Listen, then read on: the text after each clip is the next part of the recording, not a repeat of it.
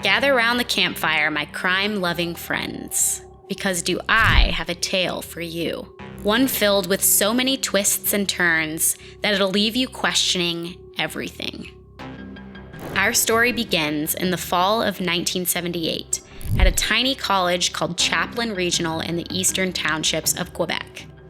Nothing much happens in this sleepy rural area where everyone knows everyone else's business. But the peace and quiet is shattered when 19-year-old Teresa Allore mysteriously vanishes into thin air. Teresa was a sweet, small-town girl attending Champlain on scholarship. Friends describe her as shy and studious.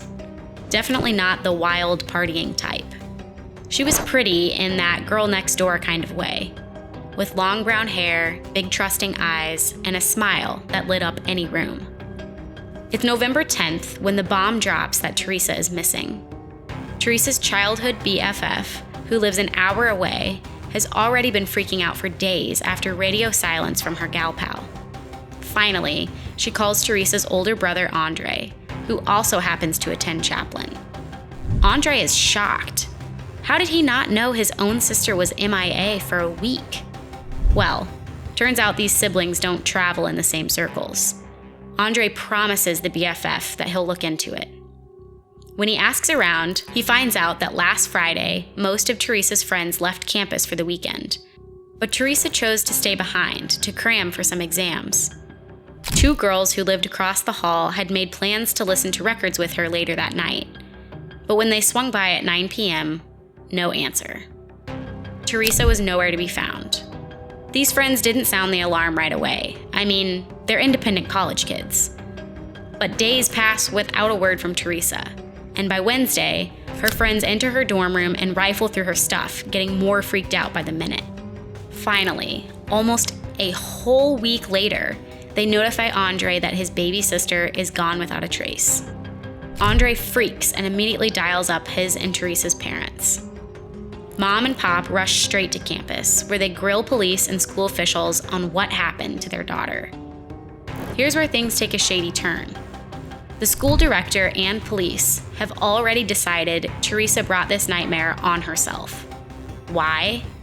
Because in their esteemed opinion, she was, get this, a druggie, maybe a prostitute, a disturbed lesbian, take your pick. Without a shred of proof, they slap Teresa with more labels than you can think of. Understandably, Mom and Dad hit the roof and demand the cops start investigating immediately. But the police chief tells them flat out, "We won't lift a finger unless there's a dead body." With local law enforcement sending their investigation straight to voicemail, Teresa's family takes matters into their own hands. For weeks on end, her desperate parents comb the countryside themselves in search of clues. They check out shady places their pure daughter would never set foot, on the tiny chance the police's screwy theories are correct. But of course, they find nothing. As winter weather rolls in, Mom and Pop know they can't continue solo, and hire a PI to dig deeper. Hopeful this pro can uncover the truth about Teresa's baffling disappearance. But spring kicks off with the investigation still going cold. That is, until a hunter stumbles on something just outside the nearby one-horse town of Compton. Within miles of where Teresa was last seen alive by her friends, this hunter spies a young woman's remains, bobbing along in shallow water under a bridge. Completely creepy coincidence or something more sinister?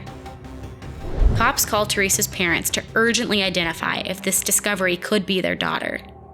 Details emerge that indicate the unfortunate dead girl perfectly matches their missing girl's description, right down to her jewelry.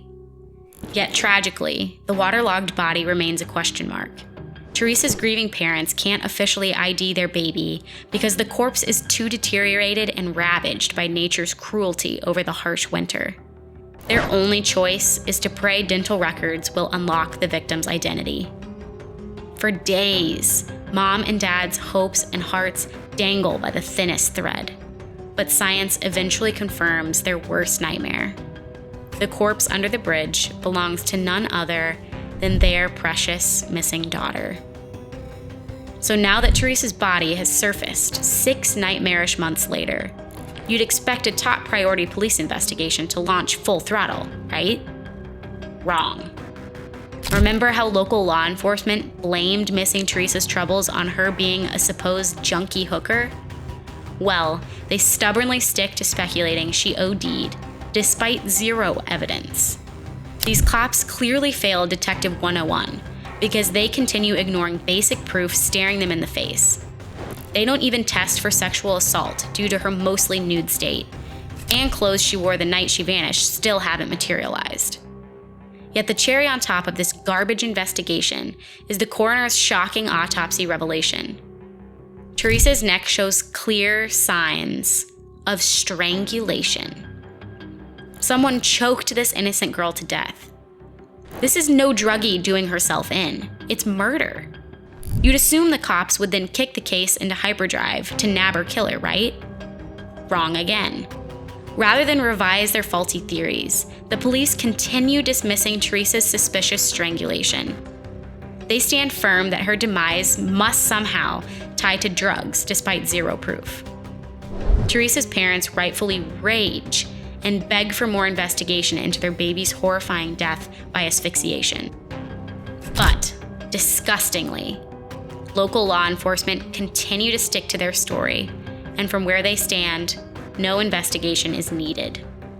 As the Allures' hopes wither for closure about their daughter's slaying, more curveballs whiz at their heads from every direction over the subsequent years.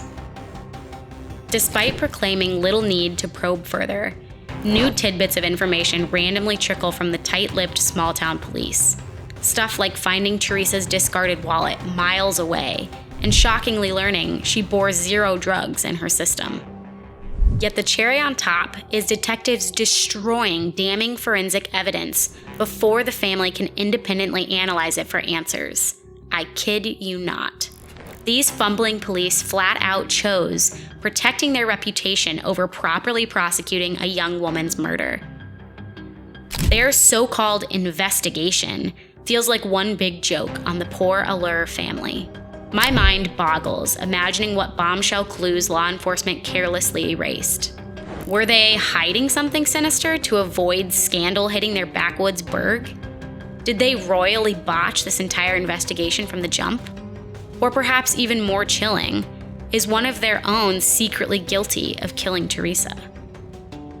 With hardly any hope left for police to get off their butts and uncover what happened, the burden again falls upon the victim's family themselves.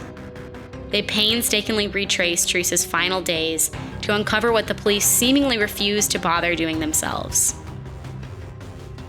Through relentless scouring of every small detail in Teresa's case, the Allures unearth another unsolved murder of a local young woman shortly before Teresa vanished.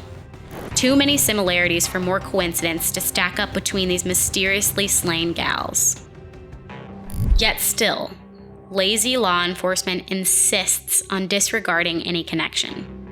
Nearly a half-century later, Teresa's still grieving younger brother refuses allowing his sister's truth die with her. His probing eventually unearths a potential serial killer who suspiciously prowled the Sherbrooke region, prying upon vulnerable women just like Teresa.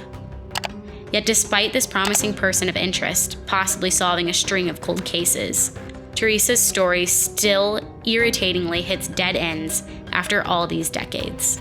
Lazy law enforcement's attitude and sloppy investigating left 0 answers for her devastated loved ones to find any closure. Perhaps what's most chilling is considering that her killer evaded justice and still roams free today.